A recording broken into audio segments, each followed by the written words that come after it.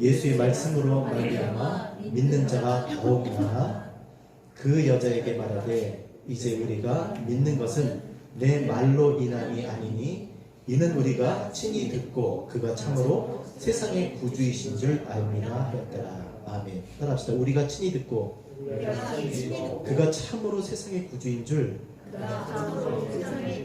알미라 하였더라. 자, 읽진 않았지만 오늘 4장 전체를 아마 여러분과 함께 나누게 될 겁니다. 근데 4장은 우리가 잘 알듯이 주님께서 사마리아 여자를 만나시는 이야기예요. 사마리아 여자를 만나시는 일인데 조금만 읽어보겠습니다. 4장 3절 유대를 떠나사 다시 갈릴리로 가실새 사마리아를 통과하여야겠는지라 사마리아에 있는 수가라는 동네에 이르시니 야곱이 그 아들 요셉에게 준 땅이 가깝고 거기 또 야곱의 우물이 있더라. 예수께서 길 가시다가 피곤하여 우물 곁에 그대로 앉으시니 때가 6시쯤 되었더라. 사마리아 여자 한 사람이 물을 기르러 왔음에 예수께서 물 좀 달라 하시니 이제 다 기억나시죠? 어떤 상황인지 이렇게 시작합니다.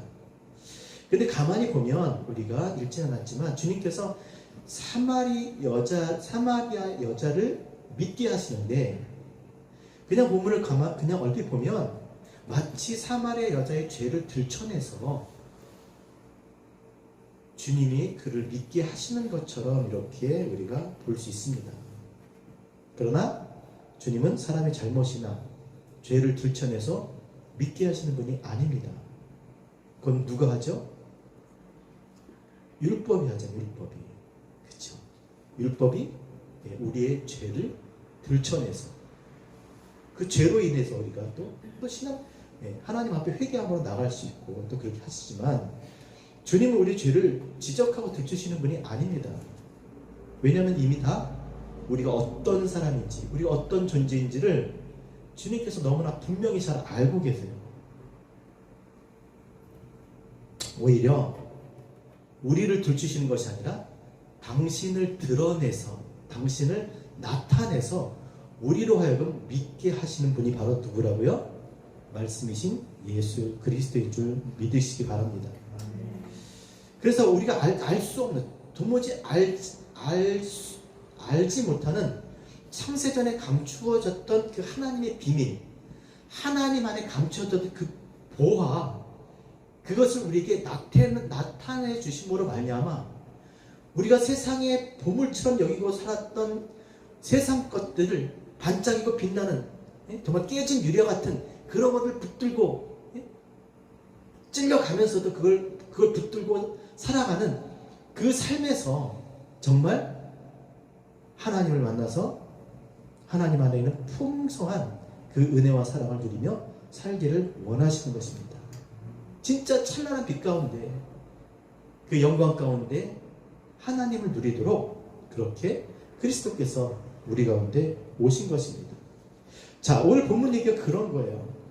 주님께서 과거를 들추셔서 주님을 믿게 하는 것이 아니라 당신을 드러내셔서 나타내셔서 자, 그럼 어떻게 이 사마리아 여자가 주님을 고백하게 되는지 예수를 그리스도로 고백하게 되는지 오늘 본문을 통해서 우리가 그것을 확인하게 될 겁니다.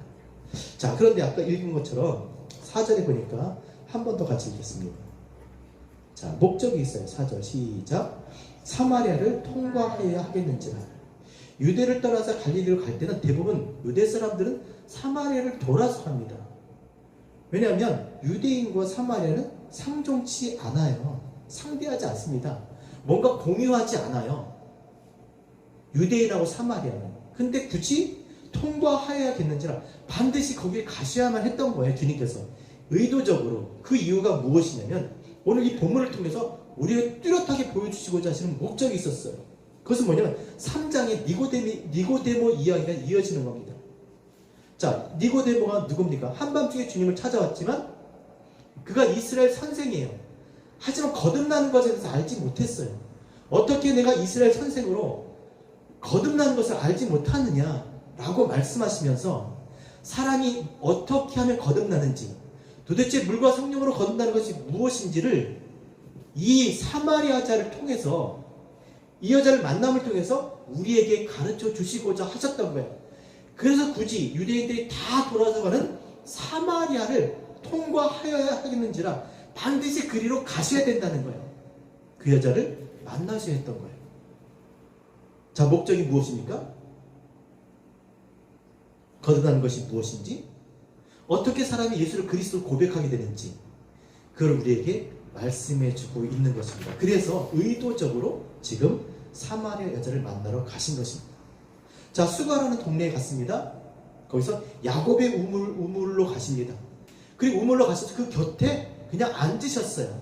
그리고 기다리신 겁니다. 때가 몇 시였습니까? 때가 6시, 그러니까 더하기 6, 12시예요. 정오. 12시에 그 우물 곁에 앉으셨습니다. 누구를 기다리는 거예요? 이 사마리아 여자 올 것을 알고 기다리신 거예요. 주님께서 먼저 가서 그가 오실 것을 아시고 기다리신 겁니다. 자, 7절 보세요. 자, 6절 같이 읽겠습니다. 시작. 거기 또 야곱의 우물이 있더라. 예수께서 길 가시다가 피곤하여 우물 곁에 그대로 앉으시니 때가 6시쯤 되었더라. 예. 도착하셨는데 피곤하셨어요. 왜 피곤했을까요? 여러분, 사마리아는 바로 코앞이 아닙니다. 유대에서 사마리아로 가려면 거리상 67km 정도 된대요. 그러니까 그 당시 로마 보병이 20km를 하루에 걷는데요. 3일 길이에요.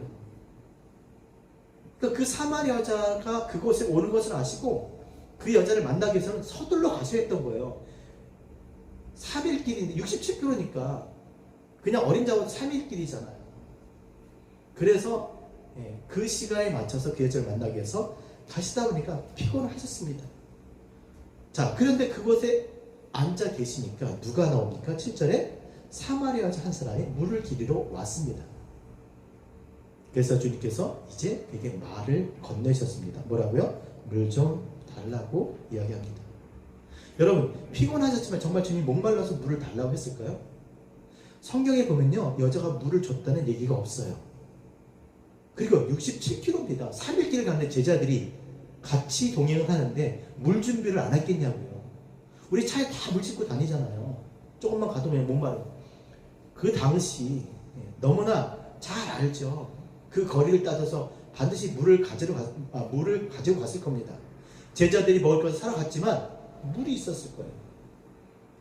그래서 물을 달라고 했지만 정말 물을 얻기 위해서 말을 거신 것이 아니라는 겁니다. 자, 먼저 말을 거셨습니다. 물을 달라고. 자, 그랬더니 9절 같이 읽겠습니다. 9절 시작. 사마리아 여자가 이르되 당신은 유대인으로 어찌하여 사마리아 여자에게 물을 달라 하시나이까? 이는 유대인이 사마리아과 상종차이다. 맞아요. 그도 그렇게 해서 유대인뿐만 아니라 사마리아 사람도 유대인하고 상종하지 않는 걸 알고 있었어요. 유대인인데 어떻게 나한테 물을 달라고 하십니까? 그렇게 얘기한 겁니다. 여러분, 여기서 보면 이제 이 여자가 주님을 뭐라고 고백을 하고 있어요? 처음에 봤을 때 주님은 어떤 분이셨어요?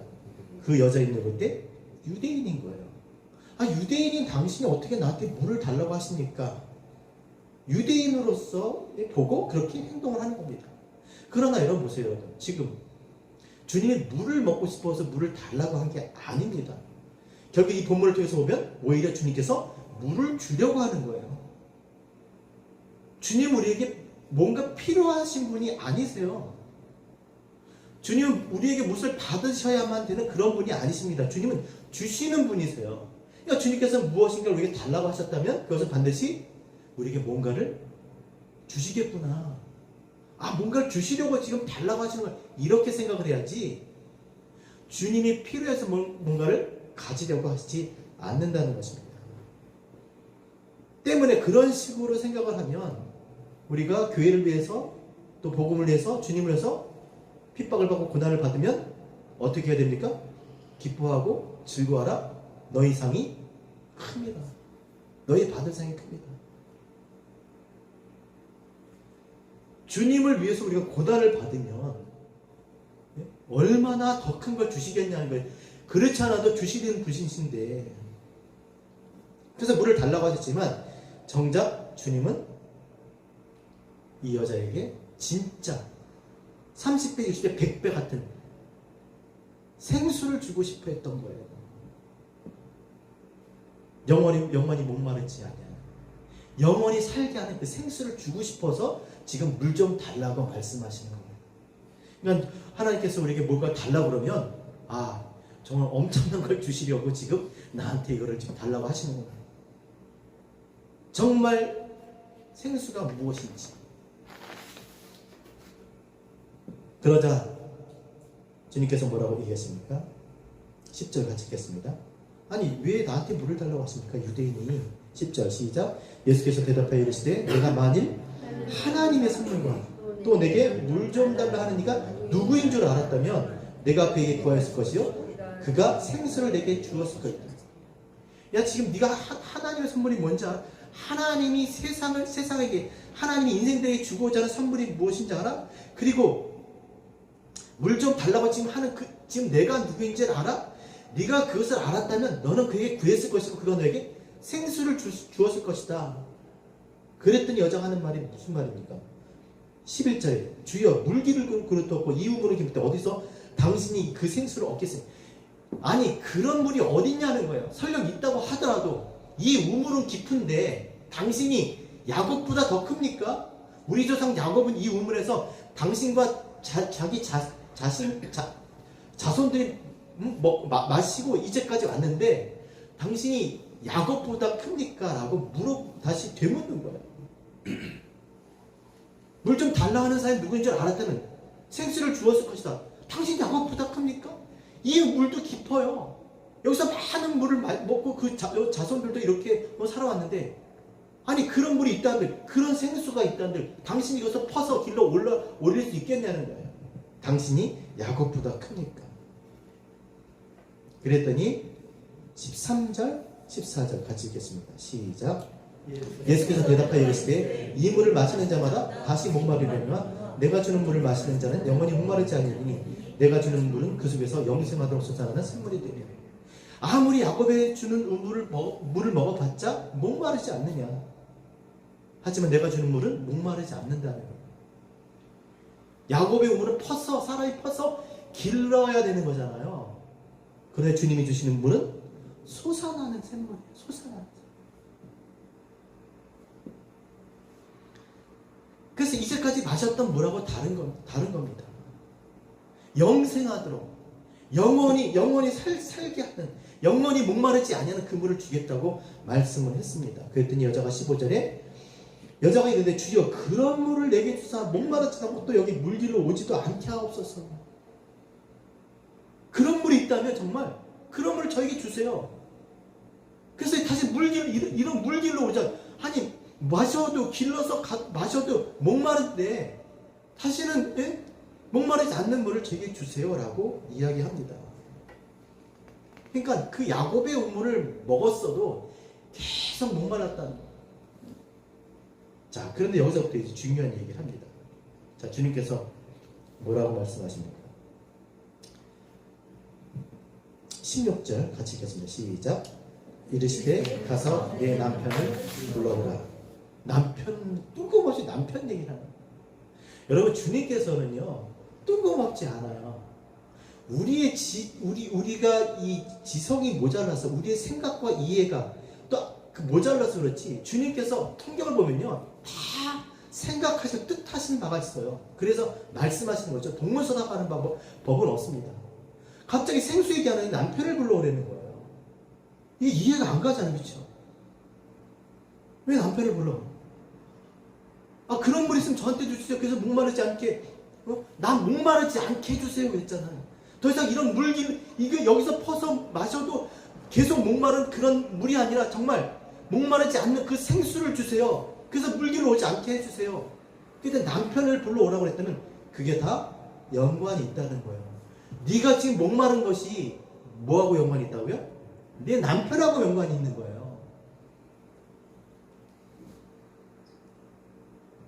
사람, 이렇게 피상적으로 들으면 이게 도대체 뭔 소린가 하겠죠. 여러분, 사람은 외모를 보지만 하나님은 사람의 중심을 보시잖아요. 하나님은 사람의 마음의 생각과 뜻을 아세요. 판단하세요. 우리는 몰라요. 내 생각과 내 판단이 맞다고 생각하죠. 근데 그렇지 않아요. 사람은 거짓되되 오직 하나님은 참되십니다. 하나님만이 참되신 줄 믿습니다. 하나님이 정확하게 내 생각과 뜻을 아세요. 판단해 주세요. 남편을 불러오려는 거예요. 왜 목마른지 이제 말씀하시려는 겁니다. 여러분, 남편은요, 당시 아내의 주인, 여자의 주인이에요. 여자가 법률적으로나 또 예배, 제사, 그때 절차에 참여할 수가 없어요. 남편이 항상 남편을 통해서요. 남편을 통해서. 그래서 뭐 옛날에 어디 바깥 양반이 다 그 남편, 그쵸? 우리 한국도 그러잖아요. 다 우리 남편 요즘은 자기 일 못하시는 것 같이 지금 이렇게 쳐다보시는데 예전엔 그랬어요. 그쵸? 다 남편을 통해서. 남편이 둘밖에 예. 그래서 남편을 통해서 예배에 참여할 수도 없고 남편을 통해서 해야 되기 때문에 남편에게 의존할 수밖에 없는 거예요. 남편이 말해주지 않으면 안 되는 거예요. 심지어 초대교회 때도 그러잖아요. 예? 고린도전서 14장 35절에 만일 무엇을 배우려거든 집에서 자기 남편에게 물을 주니 여자가 교회에서 말하는 것은 부끄러운 것이다. 남편한테 물어봐야 된다는 거예요. 그리고 여자 머리를 가리려는 거죠. 왜? 여자의 머리는 남편이니까. 고린도전서 11장 6절 만일 여자가 머리를 가리지 않거든 깎을 것이요. 만일 깎거나 미는 것이 여자에게 부끄러움이 되거든 가릴지라. 남자는 하나님의 형상과 영광이니 그 머리를 마땅히 가리지 않거니와 여자는 남자의 영광이니. 자, 무슨 말입니까? 남자가 뭐라고요? 하나님의 형상과 영광이에요. 그러니까 여자는 남편을 통해서 하나님의 형상, 하나님을 알 수 있게 되는 거예요. 스스로 직접 하나님의 영광, 하나님 볼 수도 없고, 하나님의 형상, 하나님 알 수도 없는데, 남편을 통해서밖에 할 수가 없었던 거예요. 그렇기 때문에 그 목마름을, 그 영적인 하나님에 대한 갈망을 누구한테 채워줘요? 누구에게서부터 채워줘야 돼요? 남편에게서 채용을 받아야 되는 거예요. 근데 그 남편이 그 역할을 못해요. 그러니까 여전히 목마른 겁니다. 여전히 목마른 거예요. 그렇잖아요. 남편이 신앙생활 잘하고 말씀에 탁 서서 정말 그 아내를 인도해야 되는데 머리 대신 머리가 똑바로 서야지 몸이 따라가는 거 아니에요. 근데 남편이 하나님을 알지 못해요. 그러니까 여자가 얼마나 목마르겠습니까? 하나님에 대한 그 갈망을 얘기하는 거예요. 성전을 들어갈 수가 있나? 하나님 말씀을 들을 수가 있나? 그러니까 남편이 5 있었으나 내 남편을 불러오니까 남편이 없다고 그러잖아요. 근데 주님 또 하는 말이 더 웃겨요. 자, 한번 읽어볼까요? 17절 시작. 여자가 대답하여 이르되 나는 남편이 없나이다. 예수께서 이르시되 내가 남편이 없다는 말이 없다. 남편이 있는데 없다 그래요. 자, 18절 시작. 너에겐 남편이 5 있었고 지금 있는 자도 내 남편이니 내 말이 참되도다. 이거 누가 들으면 이게 진짜 오해받을 만한 얘기잖아요. 남편이 5이나 있어요. 지금 있는데 다 남편이 없다 그러고 남편 아니라고 그러는 거예요.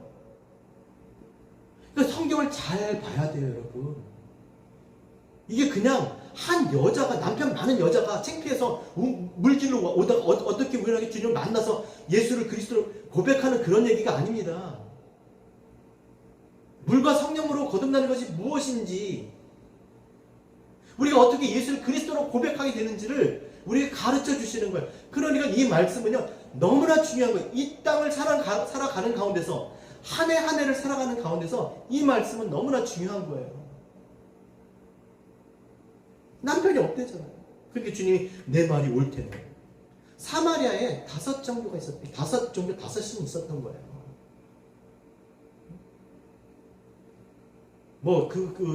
사마리아 얘기를 하려면, 여러분 다 아시잖아요. 그렇죠? 이방과 혼혈이 된 거잖아요. 온갖 이방적인 그런 풍습과 그런 종교 이런 것들이, 우상들이 다 그 가운데서 예배를 하였지만 이 갈증을 채울 수가 없는 거예요. 하나님에 대한 그 갈망을 채울 수가 없었던 거예요. 그러니까 뭐라 그러냐, 그 다음에 주님께서. 내 말이 옳도다. 그때 여자가 보니까 뭐라고 19절 더 재밌는 얘기예요. 시작. 여자가 이르되 주여 내가 보니 선지자가 쏘였다. 유대인이 아닌 거예요. 유대인은 상종하지도 않습니다. 그 이렇게 얘기하는 사람, 나는 남편이 없나이다 맞대는 거예요.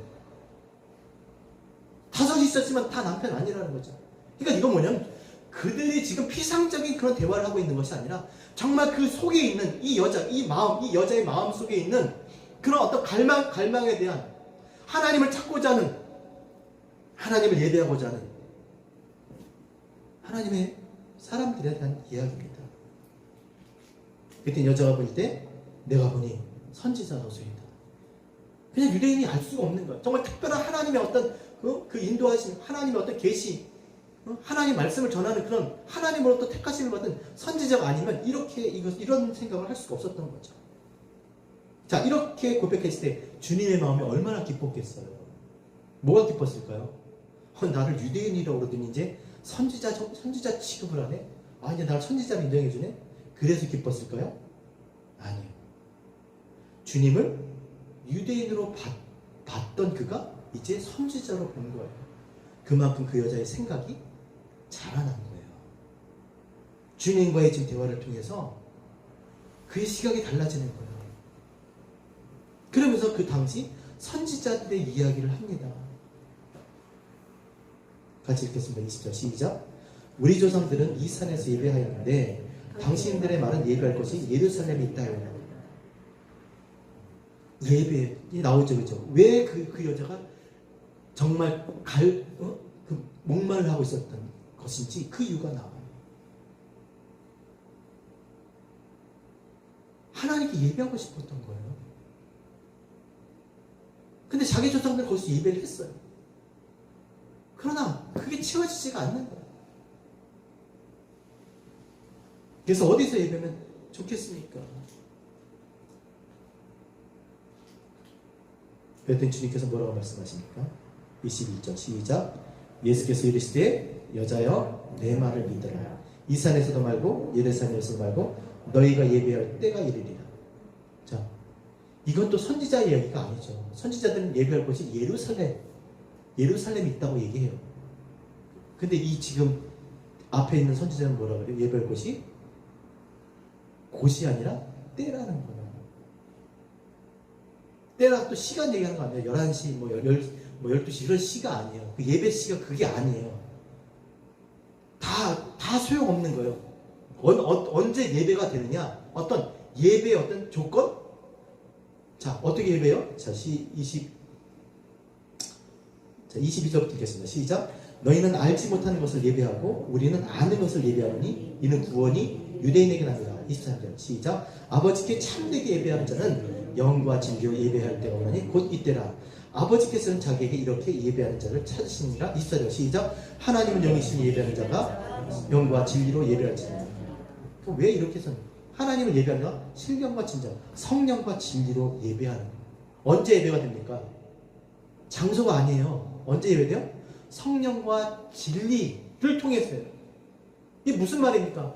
성령과 진리로 예배한다는 말이 뭐예요? 뭐 눈을 막 이렇게 정말 감고 막 이렇게 하늘에서 뭔가 그런 무슨 막 이렇게 그런 임재, 이게 아닙니다. 성령은 누구세요? 예수를 그리스도를 믿고 그리스도로 살아가고자, 그리스도의 자녀로, 그리스도의 제자로 살아가고자 하는 자에게 주시는 하나님의 영이에요. 진리, 이 말씀이신 하나님 품속에서 우리 가운데 육신을 입고 오신, 그래서 하나님이 누구신지를 나타내시고 가르치신 이 말씀이신 그리스도, 그 그리스도께서 우리에게 성령을 주사 그 말씀을 깨닫게 하심으로 하나님이 누구신지 아는 거예요. 아는 겁니다. 예배는 누가 드릴 수 있습니까? 하나님이 누구신지 아는 사람이 드리는 거예요. 그래서 성령과 진리가 아니면 하나님의 말씀과 그 말씀을 깨달음이 없이는 하나님께 예배 드릴 수 없다라는 겁니다. 하나님이 누구신지 모르는데 어떻게 예배를 드려요? 자, 하나님이 싫어하는 것, 뭘 싫어하시고 뭘 기뻐하시는지 모르는데 다 자기들이 다 정해갖고 와. 자기가 싫은 게 싫은 거고 자기가 좋은 게 좋은 거야. 그런 식으로 예배를 드려요. 하나님이 괴로워하세요. 하나님의 식으로 예배를 드려야 되잖아요.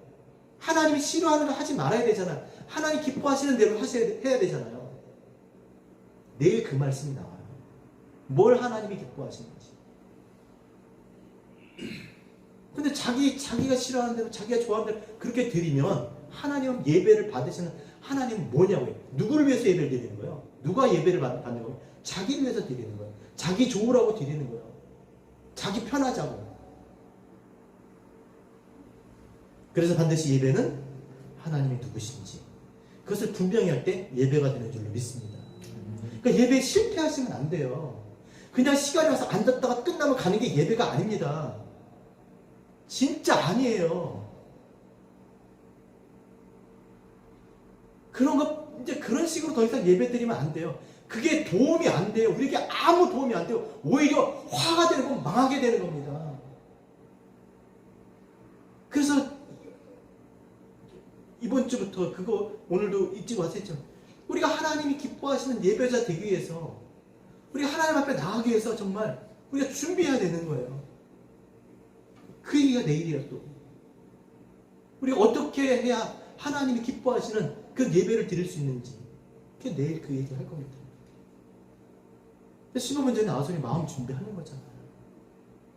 그래서 지난 날들을 보면서 내가 하나님의 뜻을 생각하고 내가 그것을 믿음으로 살지 못했던 것을 정말 하나님 앞에 입술로 고백하고 다시금 또 하나님 앞에 말씀대로 살 수 있는 그 능력을 주시도록 깨달음을 주시도록 그렇게 하나님 기도하면서 마음을 준비하면서 들을 준비를 하는 거예요.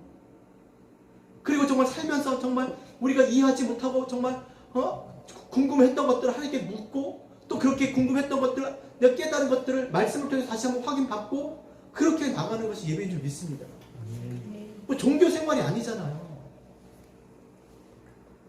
뭐 예배 때 뭐 중요한 거 헌금 중요하고 뭐 그다음에 목사님 축도할 때 손 내려가기 전까지는 다 있어야 된다는 거. 이거 축도까지 바꿔야 되는 거. 그거 너무 미신적인 거 아니에요? 물론 그렇게 그것을 귀하게 생각하는 마음은 귀한 거예요. 그러나 집중할 것에 집중해야 된다는 것이죠. 하나님을 알고 하나님이 무엇을 드려야 기뻐하시는지 무엇을 싫어하시는지 그걸 깨닫고 하나님 앞에 나아가는 거 그게 예배의 시작인 줄 믿습니다. 그래서 때가 아니라 뭐라고요?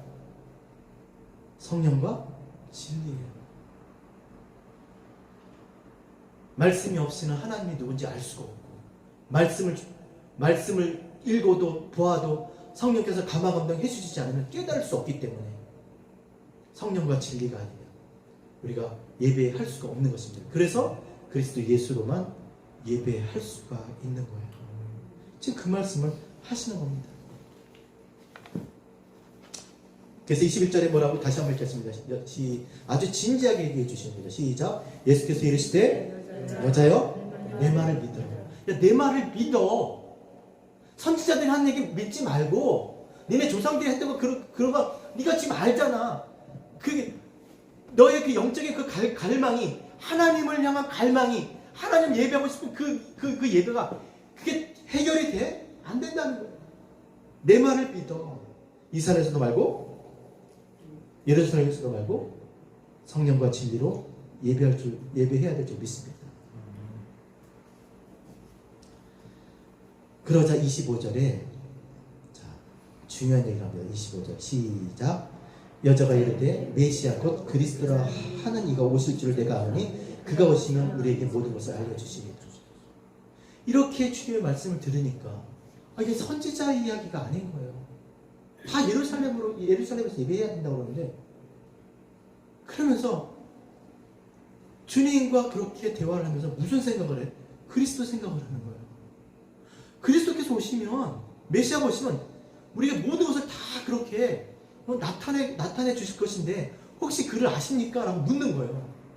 왜냐하면 그렇게 보이거든. 주님이 정말 그렇게 보이거든요. 그 말씀을 들어보니까 그렇게 아실 것 같은 거예요. 혹시 그를 아십니까? 그때 주님께서 뭐라고 말씀하십니까? 26절 같이 읽겠습니다. 시작. 예수께서 이르시되 내가 말하는 내가 나야. 내가 그리스도야. 그렇게 말씀하십니다. 주님이 얼마나 기뻤겠어요. 처음에 유대인 상정치도 않은 유대인이 왜 나한테 물을 달라고 그러세요? 혹시 선지자 아니십니까? 그 주님과의 대화를 통해서 질문하고 듣고 대답하고 질문하고 그러는 가운데서 이게 뭐야? 혹시 그리스도를 아세요? 나야. 내가 그리스도야. 우리의 생각을 잘하게 해주신 무엇을 통해서? 대화를 통해서. 여러분이 아시겠지만 그래서 정말 쓰고 싶었어요. 그래서 지난 두 번을 썼는데 주보에다가 우리 교회가 어떤 교회예요? 읽으셨고요. 질문하는 신앙, 질문하는 교회. 하나님 오늘 뭐 입고 누굴 만나요? 신발 뭐 신어요? 우리 뭐 먹죠? 그런 질문이 아니라 본질적인 질문 있잖아요. 본질적인. 아니 우리 무슨 직업까지 이런 게 아니라 본질적인. 나는 누구고 어떻게 살 것인지 무엇을 해서 살 것인지 궁극적인 그런 본질적인 질문을 해야 될 줄로 믿습니다. 그리고 그런 질문을 통해서 하나님이 누구신지를 깨닫게 되는 거예요. 성경을 읽으면 질문을 하지 않을 수가 없는 거예요. 어떻게 성경이 다 믿어져요? 덮어놓고 믿을 수가 있는 건가요, 성경은? 사람이 그렇게 단순하지가 않아요. 왜 우리에게 지각을 주셨습니까? 하나님이 우리를 이렇게 설득해 가시고 이해시켜 주시고 전적으로 동의해 주셔서 그래서 신앙 공부처럼 내 안에서부터 시작되는 거예요. 내가 마음으로 믿어 위에 이르고 입으로 시인하게 되는 줄 믿습니다. 아멘. 이 여자가 지금 혹시 그분 아십니까? 그가 스스로 구하고 그가 스스로 지금 질문을 하잖아요. 주님께서 네가 말하는 메시아가 나다라고 지금 말씀해 주고 있는 거예요. 그 여자의 입술로 그 여자의 말로 그렇게 묻게 하시고 이것이 신앙인 줄로 믿습니다. 저는 우리 신앙생활이 정말 이 여자와 같이 끊임없이 하나님 말씀을 통해서 주님과 이렇게 질문하고 대답하고 듣고 묻고 하는 이런 신앙을 통해서 정말 풍성하게 하나님을 알아가고 또 누려가는 저와 여러분이 되셨으면 좋겠습니다. 자, 28절 보세요. 그러니까 여자가 어떻게 됩니까? 자, 우리가 이제 이 여자에 대해서 오해를 벗을 수가 있어요. 28절 시작. 여자가 물고기를 버려두고 동네로 들어가서 사람들에게 이르되 시작. 내가 행한 모든 일을 내게 말한 사람을 와서 보라. 이는 그리스도가 아니냐 하니. 그리스도를 만난 거예요. 이 정도면 만나고 싶었던 거죠. 너무나 만나고 싶은 사람을 만난 거예요. 그래서 물을 뒤로 왔다가 진짜 생수를 마신 거지. 버려두고 동네로 뛰어갔어요. 버려두고 동네로 가서 뭐라 그랬습니까? 내가 행한 모든 일을 내게 말한 사람을 와서 보라. 이는 그리스도가 아니냐. 30절 시작. 그들이 동네에서 나와 예수께로 오더라. 이 여자가 이상한 여자였어요. 29절 보세요. 내가 행한 모든 일을 내게 말한 사람. 저는 이걸 읽으면서 나다나엘이 생각이 난 거예요. 나다나엘이 주님께 옵니다. 야, 내가 여기 오기 전에 너 무화과 나무 아래에 있을 때 봤어. 내가 뭐 했는지 알아? 그랬더니 뭐라 그러니까 나다나엘이 어쩌니 나를 아시나이까? 야, 네가 빌립이 너를 데리러 오기 전에 내가 봤어. 그랬더니 주는 이스라엘의 선생이요. 뭐 그렇게 얘기하잖아요. 이런 내가 행한 모든 일을 그렇게 말씀하셨다는 것이죠. 그분을 와서 봐라. 그리스도다라고 지금 고백을 하는 겁니다. 그랬더니 그 여자의 이야기를 듣고 동네 사람들이 다 누구께 나와요? 예수께로 왔잖아요. 그럼 이 여자가 우리가 그냥 쉽게 생각했던 그렇게 그냥 정적 없이 그냥 남편 5이나 그냥 막 그냥 내깔려 사는 그런 사람입니까? 아니죠. 누가 그런 사람의 간증을 듣고 나오겠냐고요. 그렇지 않나요? 그러니까 이 여자가 이 여자는 정말 하나님께 예배하고 싶어서 정말 하나님을 정말 찾고 있는 갈망하는 그런 신앙의 사람이었던 거예요. 그리고 더 중요한 것은 여기는 이것은 40절 41절 보세요. 우리가 좀 전에 읽었지만 40절 41절 41절 42절 시작. 예수의 말씀으로 말미암아 믿는 자가 더욱많아 그 여자에게 말하되 이제 우리가 믿는 것은 내 말로 인함이 아니니 이는 우리가 친히 듣고 그가 참으로 세상의 구주인 줄 알미라. 여자의 간증을 듣고 여자의 말을 듣고 왔지만 이들이 진짜 주님을 세상을 구원하는 구주로 믿는 것은 무엇 때문이었어요? 그리스도의 말씀을 듣고입니다. 간증 듣고가 아니에요. 그 사람 얘기 듣고 아닙니다. 주님의 말씀을 듣고 그들이 주님을 그리스도라고 고백을 하는 거예요. 이것이 중요하다는 거예요. 하나님 말씀을 통해서 하나님 말씀을 붙들고 신앙생활하는 올 한 해가 되었으면 좋겠습니다. 아니 우리 신앙 자체가 정말 하나님 말씀을 가지고 신앙생활을 해야 된다는 것이에요. 그래야 그 속에서 솟아나는 영생하도록 솟아나는 샘물이 흘러 넘칠 줄로 믿습니다. 다시는 목마르지 않아요.